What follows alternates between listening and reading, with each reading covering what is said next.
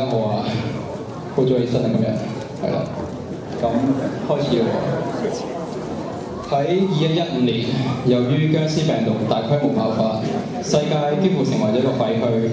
而根據當時醫學界嘅分析，源於幾百年前嘅歐洲嘅某個地方，曾經存在過一大量嘅病毒解藥 BR48。於是咧就決定指派藍木蘭同埋凌峰去穿越蟲洞，去到現代去揾解藥啦。突然間，兩個人喺途中遇上時空嘅風暴，令到病毒嘅樣本以為咁擴散咗啦。而藍木蘭本人受到感染，成為咗僵屍嘅始祖。飛船更意外咁跌入咗2000年嘅香港，令到當時出現咗大量嘅僵屍。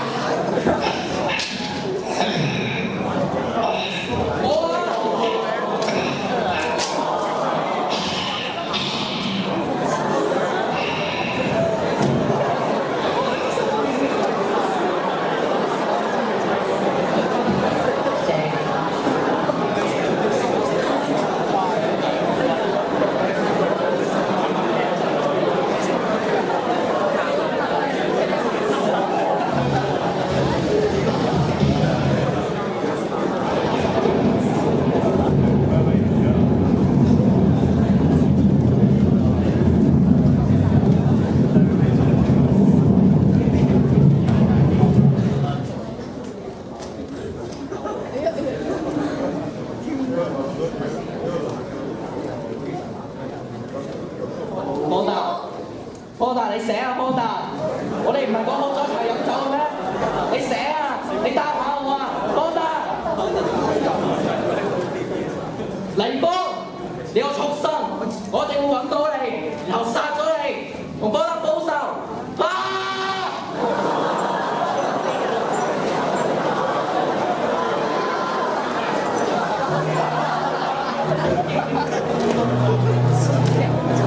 咁咧喺經過電擊之後啦，刑活着就成為咗不死人，擁有長生不老同埋好似僵屍咁嘅能力啦。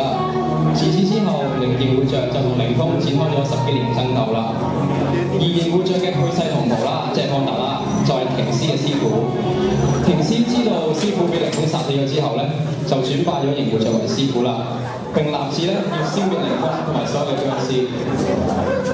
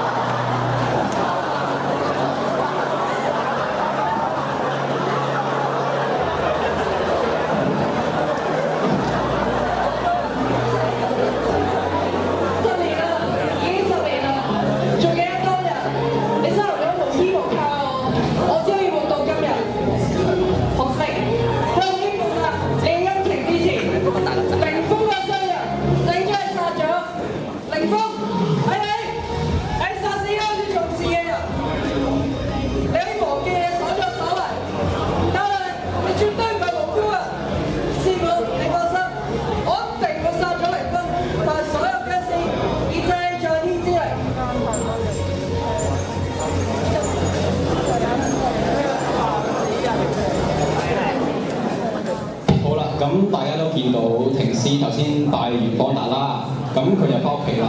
佢經過一條小巷嘅時候咧，就咁啱叫凌風啦，於是佢就想上去殺佢啦。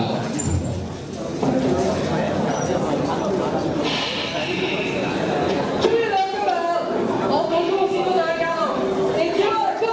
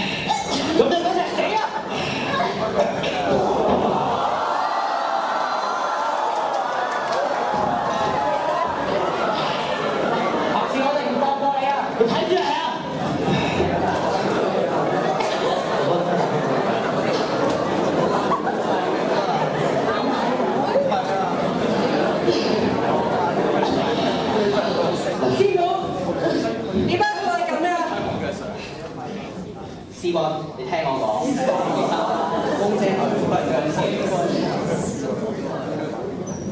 我知道你都好憎僵屍，但係睇風姐佢寫明救咗你，你就唔好傷害佢啦。佢都係好人嚟嘅。你點啊僵屍啊？我唔中。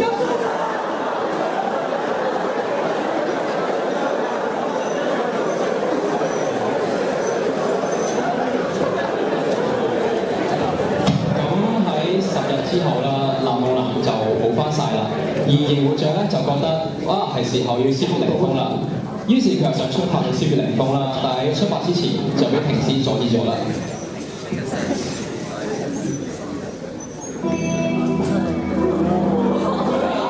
點解要阻住我？你唔係好憎凌風嘅咩？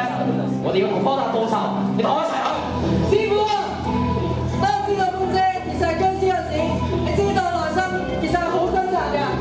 我每晚都瞓唔着，我諗緊我點樣消滅佢，但係最後我諗通咗啦。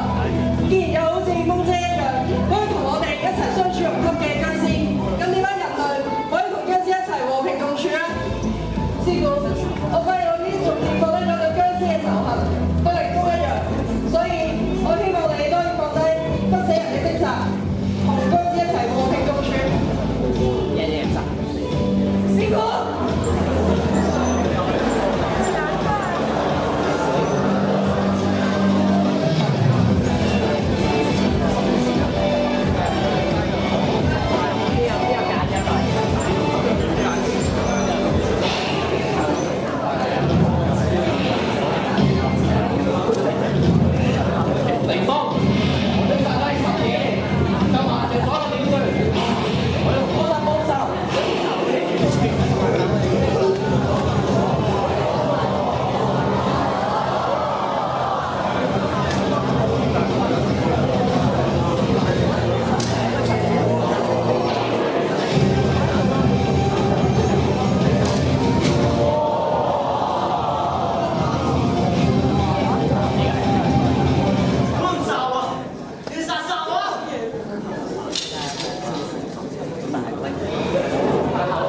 算啦，我同你講得唔錯，只要我哋放低仇恨，人同僵屍係可以和平共處。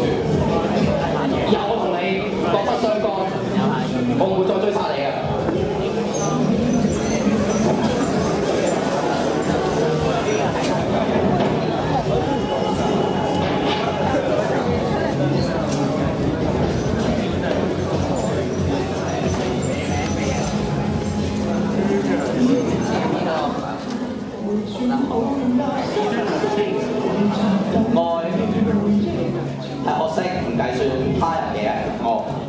學識點樣去豁達同埋放低仇恨。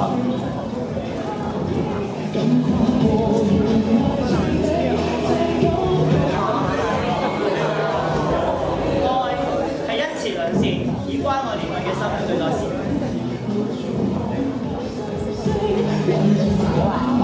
去凡事包容，去嘗試接納身邊唔同嘅人。愛係睇他接想後為理解嘅難處。係啦，咁最後呢4個人就化敵為友啦，而且一齊去揾僵屍病毒嘅解藥啦。佢哋平等咗僵屍、平凡人同埋不死人嘅關係。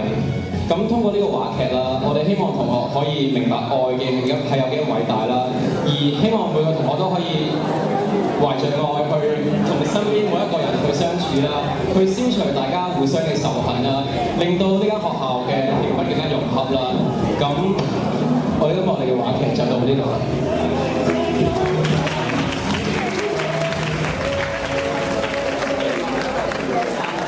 1、2、3。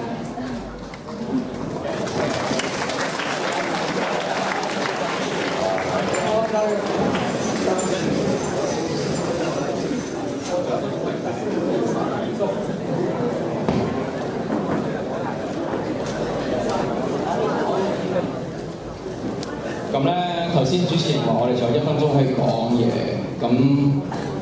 咁就講下做呢個話劇有咩困難啦。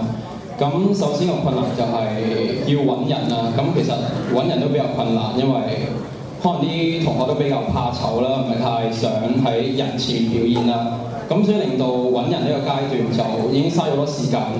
咁第二就係、可能我哋嗰班比較急抱佛腳啦，咁好遲先準備好個劇本，所以令到個劇本嘅準備啊、彩排啊都花咗比較少嘅時間，所以有咁嘅效果其實已經好好啦。咁最後都係想多謝翻所有有份參與同埋有份協助嘅同學啦，係多謝大家。